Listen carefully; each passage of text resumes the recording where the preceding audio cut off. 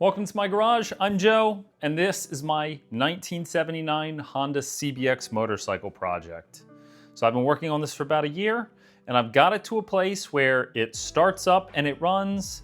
I've taken it out of the driveway a little bit, but we've got some issues that I want to get straight before I do any type of real riding on it.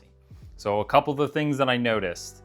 When I did start up the motorcycle, the tach was working. And then after turning it a little bit, it stopped, so I'm probably pinching some wires. So I'll need to get the tank off to take a look at that.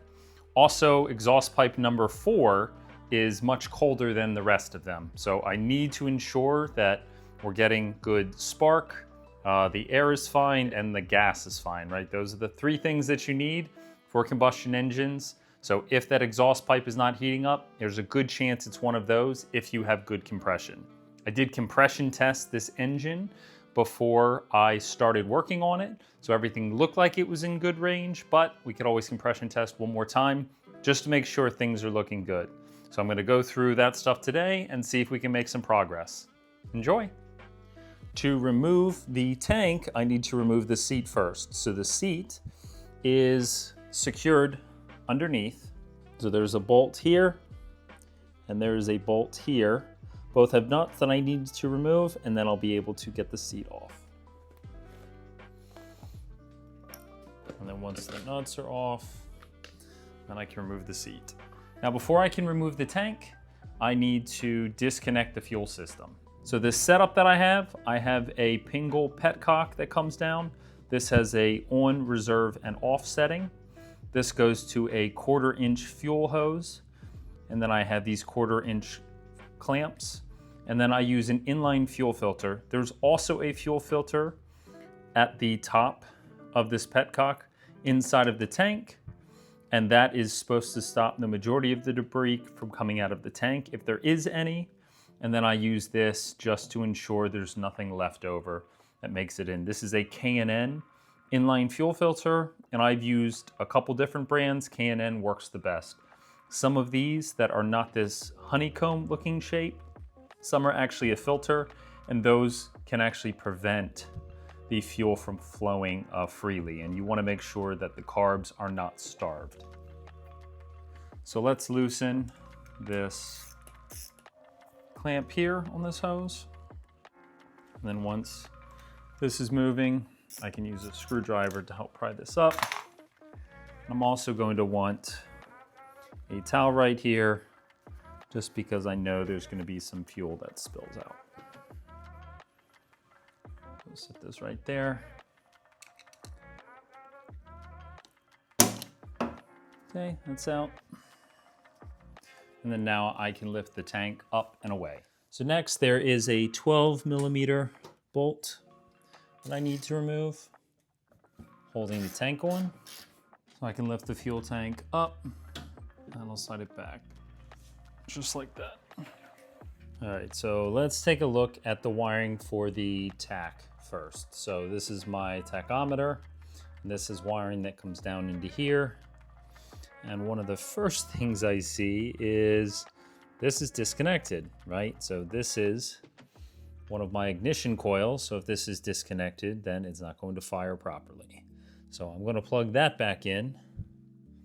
Then I'll check all the rest of these wires and ensure I have good connectivity, because if the ignition coils are unplugged, then the spark plug's not going to fire.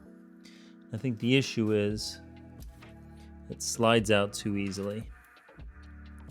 So let's pull this out real quick.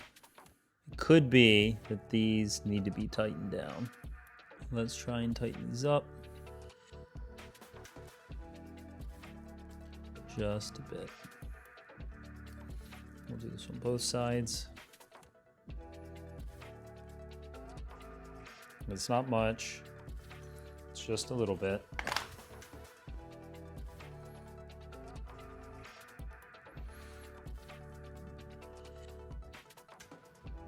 All right, so that connection is much better. While we're in here, looks like a bunch of these are loose. So let's try and fix this on all of them. Okay, I think all of those are in a good spot. and I'm sure the tach was not working because this was not firing. So I think we resolved that one. So now that all these ignition coils have tight connections, I'm going to start the bike and then I'll check the temperatures of the headers.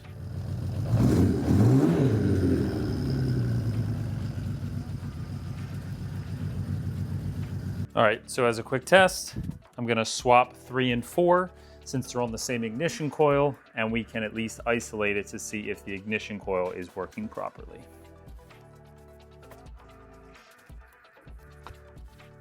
There we go. So tricky part was the oil hoses were blocking these plugs. So now I have them reversed. Let's try it again, and let's see if we can get 4 up to temperature.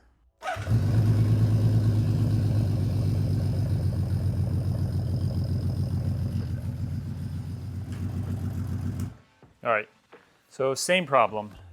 So it doesn't have anything to do with that ignition coil. So next I can run a compression test, and I'll just check to make sure that that cylinder is in a good range. And then if that comes back fine, that means there's a problem with the fuel, which would be that carb bank. So I'm going to grab the correct adapter, make sure it matches the threads. And then I will screw this into the hose.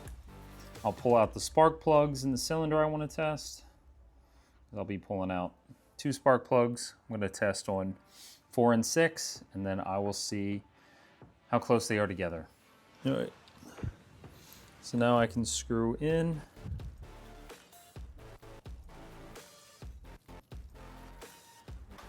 the hose with the adapter. I know I'm supposed to have all the spark plugs out for this, but I'm just going to do a couple of them. Okay, plug this in. I will turn the bike on. I will make sure the ignition is off, because we don't want the bike starting. And then I will just hold down the starter. And we'll see what this goes up to. That was about 120. Move this over to cylinder 4 and we'll see what we get. And that looks really good. Looks like that got up to 110, 120, 130. So it's not an issue with the cylinder. It must be an issue with fuel. So we'll need to drop the float bowl on carb number 4 and we'll see how it looks.